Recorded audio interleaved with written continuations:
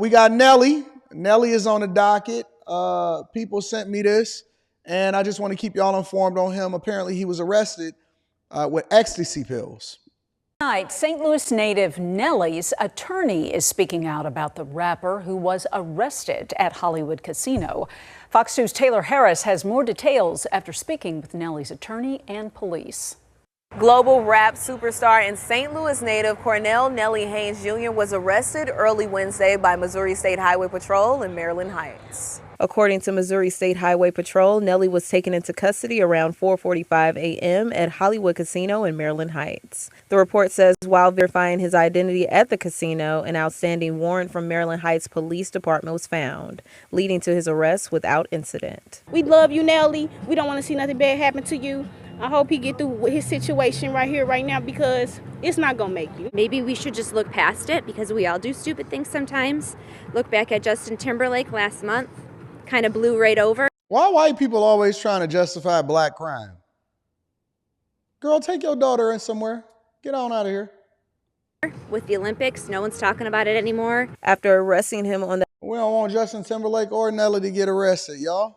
outstanding warrant for driving without insurance, Missouri State Highway Patrol said, How y'all be having warrants? I don't understand. Y'all be famous, money, warrants in different cities and states. We got to clear that up, ladies and gentlemen. after searching him, they found 4 ecstasy pills. He was released from jail shortly after his arrest. Missouri State Highway Patrol stated formal charges for felony possession of a controlled substance will be submitted to the St. Louis County Prosecuting Attorney's Office. Nelly's attorney Scott Rosenblum issued a statement addressing the arrest, stating, Mr. Haynes was not charged with drug possession. He was arrested for no proof of insurance from 2018 on a warrant issued December 2023 that received no notice. Mr. Haynes was targeted by an overzealous, out-of-line officer.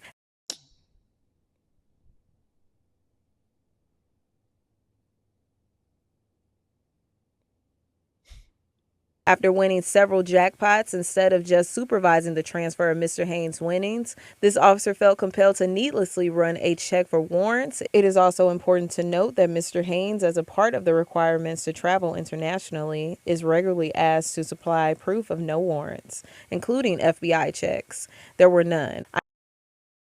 I am 100% confident this case will go nowhere. I mean, yeah, of course it's not going to go. It don't matter if the case go anywhere or nowhere at all.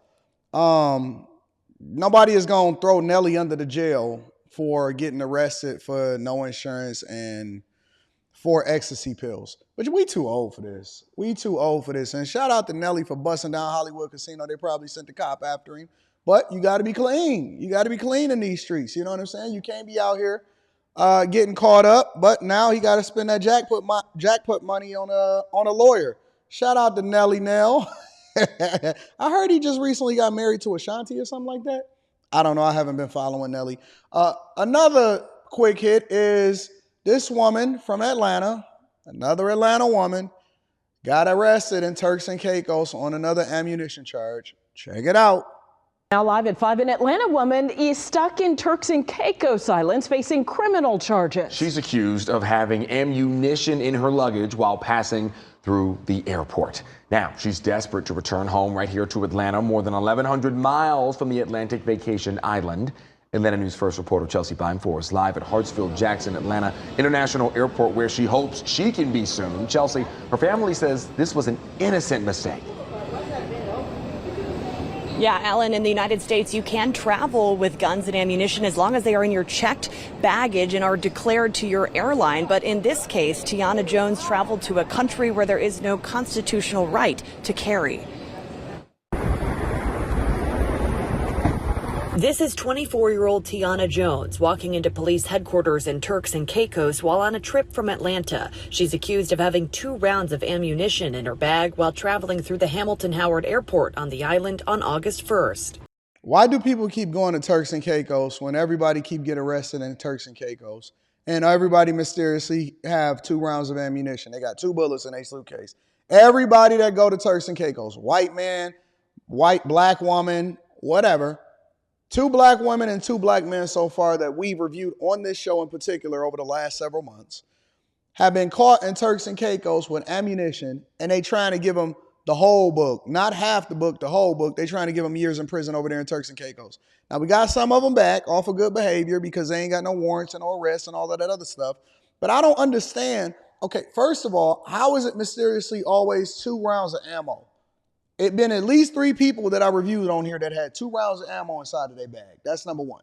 Number 2, why do y'all feel so compelled to keep going to Turks and Caicos? I sent Rita out of town today, and she's out of town, so she's taking a little vacation with family and stuff like that. And I'm not gonna tell y'all where she is, but she having a good time. And so I sent her on, to the airport. And the first thing she say to me is, "It's a lot of women here that got on bonnets and sandals and they pajamas and covers." I said, "Baby, are you over on the Spirit side of the airport?" She said, "No, I'm flying Delta." I said, "I know I had booked the right ticket and stuff like that." She said, "Man, it's a lot of women over here that is walking around with bonnets, covers, sandals, and pajamas on." And I said, "Wow, okay, I see you. But I don't understand why y'all have to go to Turks and Caicos. It is so many different places. Man, y'all go to the same places over and over and over and over and over again. Y'all find a place and y'all just wear it out. Turks and Caicos, Tulum. Come on, y'all know the usual suspects. You know what we gonna go and get on a yacht in Miami. It's the same thing. Baby hairs everywhere, eyelashes fluttering, braids, weaves, sandals, wigs, BBLs everywhere. Baby hairs just flowing all over y'all head. Listen, Turks and Caicos, America has issued a warning about going to Turks and Caicos. You probably shouldn't be there, all right? So do not go to Turks and Caicos for now because they is arresting y'all, and I don't know if they really got all of these charges that's up against y'all, and y'all just mistakenly leaving ammo inside of y'all luggage or what, but they is locking y'all up and they not playing no games. The moment you leave the borders of the U.S., you're subject to the laws of other nations, and they could be very oppressive. Turks and Caicos has strict gun laws. Firearms, ammo, and other weapons aren't allowed. According to the U.S. Embassy in the Bahamas, anyone found in violation could face a minimum 12-year prison sentence. Heck no, listen. I know I ain't got no ammo, I think, inside of my luggage or my backpack, but it ain't nowhere that I'm going to go that's going to give me 12 years. I'm straight. I stay home. I'm chilling. I stay home. Y'all wild in the chat. I feel like as a very honest mistake that 12 years is absurd. Jerry Ann Wenrick's husband, Tyler, was also arrested on the island in April after authorities found ammo in his bags while boarding a cruise ship. After pleading guilty and explaining... Yes, passport bros go to the Philippines. They go to Thailand sometimes to go and get them some lady boys.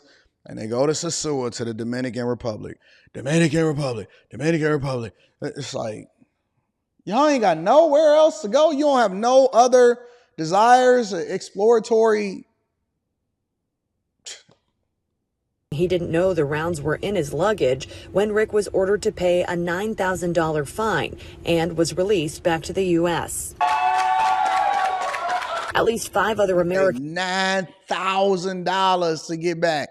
They fleecing y'all over there in Turks. Have faced similar charges this year, prompting U.S. lawmakers to travel to Turks and lobby for looser gun laws. Somebody said 12 years is absurd here or other places. Well, guess what? You can't determine what the laws are in other places. We got our laws here in the United States of America, which is absolutely loose and lax, and we need to get stricter laws. And they got laws over there in other countries. If they let you know, listen, if we find something or we plant something on you, you're going to possibly get 12 years or you're going to have to pay $10,000 to get out of jail. You can't determine what the laws are. It's the same thing that happened when Brittany Griner was over there in Russia. When in Rome, you know the rest. In June, the country made changes, allowing lesser punishments for firearms offenses under certain circumstances. Right now, it's unclear how Atlanta native Tiana Jones's case will shake out. The problem is that because we have guns and ammo everywhere here in America, we forget to check. Some other countries take it a lot more seriously than we do, and it can have some very negative consequences.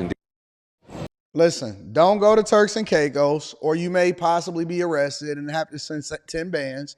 I hope you got a extra 25,000, 10 for the lawyer, 10 for Turks, and then 5 for you to be able to get home immediately. I mean, immediately. They not playing no games. Stay out of Turks and Caicos. And then last but not least, restaurants over in San Francisco is being hit up to 9-10 times overnight, all of the restaurants at the same time. And drone technology can't save you over there. In a San Francisco neighborhood, frustrated by a number of break-ins in the overnight hours, one restaurant saying it has been targeted 9 times. KTVU's Betty Yu live tonight outside San Francisco Police Headquarters with the story. Betty. Mike, I spoke with 2 family-run restaurants who say they work tirelessly to keep their doors open. One Chinese restaurant owner says he's disheartened. He has to pick up the pieces yet again. This kind of damage has become a familiar sight for Kung Food Restaurant on McAllister Street in the Nopa neighborhood. This is the 9th time in 4 years burglars hit the family-owned restaurant. Surveillance video shows the glass door shatter early Monday morning and a thief rifling through the register, which didn't have much cash. The cost to fix a storefront each time sets Kung Food back about $1,500. Hey, and dude just be people just be casually walking out like it's not a big deal. You know what? We just gonna bust the door window and walk in, walk out. We all know that they gonna claim that crime is down in San Francisco and in Oakland and in the Bay Area.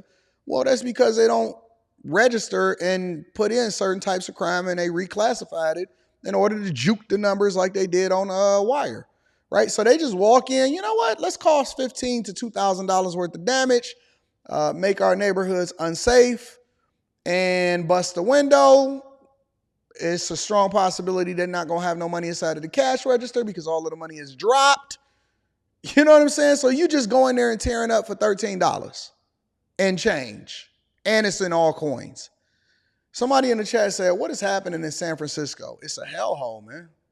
Nowadays, it's just hopelessness because we don't know when this doom loop is going to end. Owner Andy Yang has run the restaurant for nearly 10 years.